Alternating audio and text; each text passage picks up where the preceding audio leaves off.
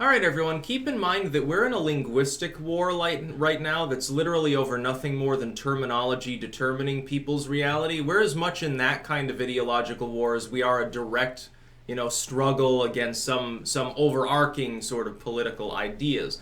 It really takes place in the use of language and especially online, and that overlaps both of these things with this story, which is that Elizabethwarren has come out and she was talking about fake news and stuff like that. Oh my God, inaccurate reporting is a big problem. Online platforms need to do more to stop the spread of misinformation, essentially. Now, what she's actually talking about is, this is in reference to Facebook specifically on this one, but it's tech news in general. What she's talking about is censorship. She wants, again, a group of billionaires, a handful, a few dozen people, who run a half a dozen huge communications firms, social media firms, places like and similar tech firms, Amazon, Microsoft, Apple, Google, Twitter, Facebook, well, Zuckerberg's empire, Facebook and Instagram. And Pinterest, apparently, which I never knew before a week ago. Thank you to people for telling me that. I did not know Zuckerberg ran that site too. I guess Zuckerberg wanted a knitting forum, basically. But she wants these individuals who run these massive firms to crack down on free speech. It's just censorship. If you look at it, it's just corporate censorship. But it's always wrapped up in a pretty little box with a bow that says, think of the children, or saving our democracy, or some other empty catchphrase, some sort of slogan. It's always pushed by the same opportunistic and empowered individuals to try to prevent other people from becoming empowered. What you see right now, really, is a war on independent content creation. And it's entirely derived from money. The political sentiment is totally secondary. The fact is that people who are perceived of as being conservative, because they were the outsiders of the last political paradigm when the internet became more important and more popular, are the ones that took to independent content creation to put their message out there because the message wasn't presented as much by the lamestream. That's just by structure. So what happened is that the internet is, with regards to major YouTubers, certain major sites, certainly major figures in general online, especially in the video making world, it slanted to the right. The more powerful political content creators slanted to the right. Here's though how we can tell that this goes far beyond politics and into the realm simply of corporate cash. And the tech firms are reluctant to do this. They understand that, anytime they kick someone off, that's one bit of money that they don't have potentially. They understand that, but they have no choice because the larger chunk of money comes from advertisers, comes from the legacy media groups like that. Here's how we know that. If we look just at YouTube, we don't have to look at Facebook or anything like that. We can. It's the same story no matter which site you're looking at. People that are being suppressed under the auspices of you're too edgy, you ran afoul of some algorithm, whatever, are not all political, and in fact, most of them are. Most of them are apolitical creators. You see on YouTube, there's been a crackdown on ASMR, makeup channels, fitness channels, anything gun-related, which is not directly a political issue at all. All of these different people, we're talking tens of millions of content creators, most of which don't really make political content at all. The funny part is, if you look, a lot of it is satirists that have run afoul. People who do comedy and sort of tongue-in-cheek social commentary have gotten more into politics because of this. Elizabethwarren pretends to be sort of the missing link between the progressivism and the neoliberals, and this is where they conjoin, which is on the censorship issue. This is the other important point. Neoliberals have been pushing for corporate censorship because their corporate sponsors tell them to. Progressives, so-called, because there's no progress in their platforms, it's basically going back to the 19th century when you really think about it. They're pushing censorship because they've been beguiled by the neoliberals, essentially, and some of the neocons, trust me, into believing that there's a prevalent issue with extremism online. It's to think of the children sort of thing. There's extremists online. They're going to turn little Jimmy into a Nazi. He's going to be goose-stepping around your house pretty soon, and instead of, having pink hair and stuff. And it's a big problem. So you got to let corporate billionaires crack down on these things. The funny part is Elizabethwarren has spoken before about the need to preserve online free speech. Total 180 now because the misinfo, the fake news is being aimed at her and her campaign. Oh my God, it's a big problem all of a sudden. This is how it happens. She's an opportunist too. And now she's weighing in on more issues. She was more quiet for a while, but after the debate, she's risen up. And we could do a million, debate poll analysis bits or anything like that. If you look at the last two polls post-Politico, it looks like Warren and Harris are the ones that mainly got a boost. Sanders has been knocked off the face of the earth almost. Biden is still the front runner, but lost a little steam. He's still ahead in all of the 4 beginning states, though. He's still looking pretty inevitable, honestly, because there's only a few more debates to actually have. And of course, Harris and Warren could make a big mistake at the next one and fall back down. Or it could be organic. It could be their Ben Carson moment. We need to do everything we can.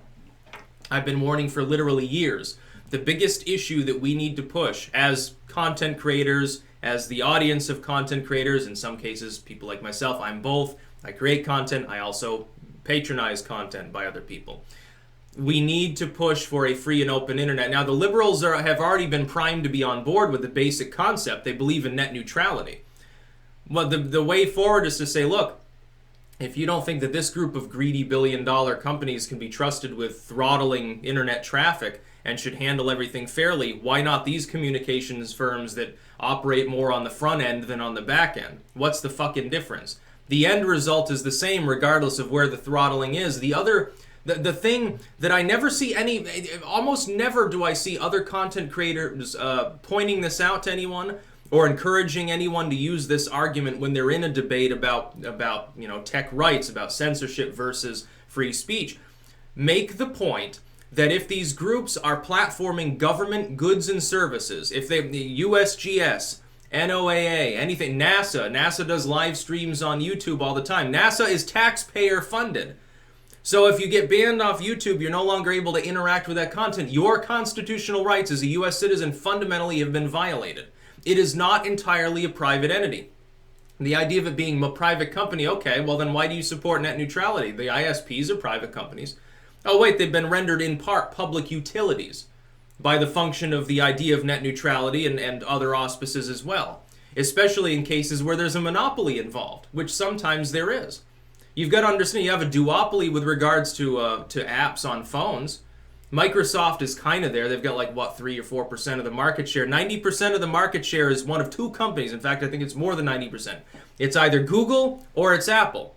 That is a monopolistic system. For them to then suppress other sites, to suppress apps, sites like the suppressing Gab's app when Gab directly competes with one of their partners, Twitter, which basically it is. These companies have formed a vertical monopoly system. That's unconstitutional. It's already against our laws. We don't even need to pass any additional legislation.